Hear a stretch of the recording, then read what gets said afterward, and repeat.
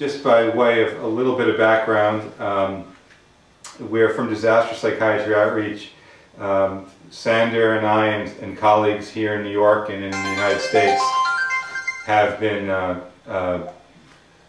responding to various types of disasters for a number of years. And so the material that you have that I'm going to present to you is based on our experience as well as our review of the scientific literature. And I'll hope that as I'm going along you'll feel free to interrupt me with questions, and of course let me know if you can't hear me or understand me. Okay? Okay. So let's move on to the first slide, the overview, or actually we'll move past that to the question of what is disaster psychiatry, which is a subsequent slide. And if you keep going, you'll see a slide that says disaster psychiatry is the professional application of mental health knowledge and expertise to the setting of disasters. And the key information here is that what we're talking about is professional application of knowledge and expertise. And we emphasize that, even though it may not seem like a very sophisticated definition, only because at least in our experience, many people show up to disasters who do not, who mean well but do not have any real expertise in the area. So that's what we're trying to avoid. So if you move on to the next slide, you'll see that the subspecialties of disaster psychiatry. Disaster psychiatry encompasses so many different fields within psychiatry. And actually, I think that's what makes it interesting and also challenging.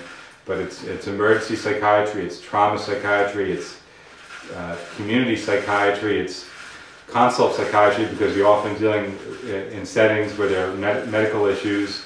And at the bottom, the key part is that hopefully it's also there's something in there about preventative medicine, meaning that we hope that by intervening early, within days to weeks, of a trauma, and in this case of a disaster, that you can actually prevent long-term problems like PTSD and major depression from developing. That's the hope. We don't know scientifically whether that's all true just yet, but that's certainly the hope, and I think it makes intuitive sense. So if you move on to the next slide, a definition of what a disaster is. You're with me on the slides? Okay, so this is a good definition of a disaster. It's a trauma that overwhelms a community's ability to cope, and that's a good starting place. If you move on to the next slides, there's just some pictorial representations of what this means. The next slide depicts what stress is, and you'll see there, stress is basically, if you're thinking of a very strong wind. Or in this case, I think it's a hurricane that's being shown.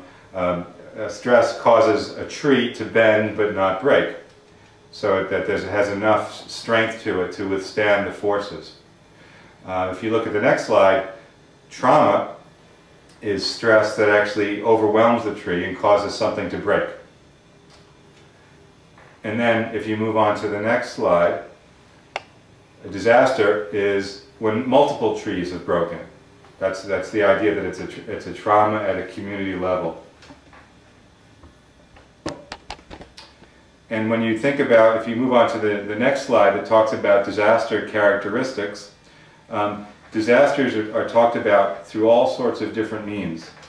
And the idea is if you talk about disasters from all these different perspectives, somehow you might get a better sense of the mental health impact. For example, the first item, natural versus man-made acts. There's lots of discussion about whether natural versus man-made events cause more or less psychopathology. And many books will say that man-made acts cause more problems mental health-wise than natural acts. But in fact, there's really no consistent evidence to suggest that. different. It really all depends upon the particular disaster, in our opinion, and I think even in various aspects of the literature. There are so many different elements that go into how badly a given community or individual will suffer psychologically from a disaster. So earthquakes, there are plenty of examples of earthquakes in particular causing many years of psychiatric morbidity. I'm sorry? Like in general. Yeah, yes, absolutely. If you move on to the next slide, you're going to see just a discussion of different types of disasters. So this is a mention of biological terrorism. I'm just trying to give you an overview of how different disasters, their ramifications. You know, if you're dealing with a biological event, like the sarin gas attacks that occurred in Japan, I think in 1995, excuse me, that was chemical, but if you deal with the biological attacks like we had the anthrax attacks here in New York in 2001, these are some of the issues, the psychological issues that would come up in that. Dealing with a novel agent, something that's invisible that you can't see, not knowing whether you're exposed, dealing with quarantine and isolation, which have very specific psychological effects, and even dealing with the potential for mass panic. Those would be some of the psychological issues you'd be dealing with in a biological event. If you move to the next slide, being more relevant to, of course, what you're dealing with right now, earthquakes, some of this specific psychological elements of an earthquake that make them particularly devastating are that they are not predictable. There's no warning. You don't see it, in a sense you don't see what's causing the event. You know that there's something about tectonic plates shifting, but you don't actually see the cause. And then you're also dealing with the potential for aftershocks. And then all these things make earthquakes specific in terms of their psychological meaning for people. If you look at the next slide, am I going at an okay pace, by the way? Yeah. Okay. If you look at the next slide, this is just to look at another example of a disaster, and this is Hurricane Katrina, which, as you may know, struck the United States in, I guess it was 2006 in the southern part of the United States. And this is just an example of some of the problems that can be created from a natural disaster, even though it's not an earthquake. This Hurricane Katrina, it was studied, and this study was particularly unique. They looked at people about 6 months after the hurricane and then another year later, so 6 months and about 18 months later, and they saw increases in the rates of PTSD from around 15% to over 20% over that time. So the rates are actually increasing over time. And this is the only study that we know of that's actually taken a look at suicidality.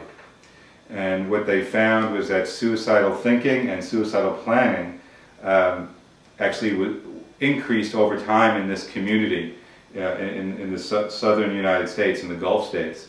And this has actually never been demonstrated. People often talk about the possibility of suicidality after a disaster of any kind, but it's never really been captured scientifically until this study. And the very important additional finding in this study is what they found was what actually seemed to be causing these increases in PTSD and these increases in suicidal thinking was in fact stresses that followed from the hurricane, meaning where people were going to be living, how they were going to regain their jobs, how they were going to reconnect with their family. All the stresses of trying to get back into life seem to be contributing to these problems, not the actual initial impact of the hurricane. And I think that's a very important finding.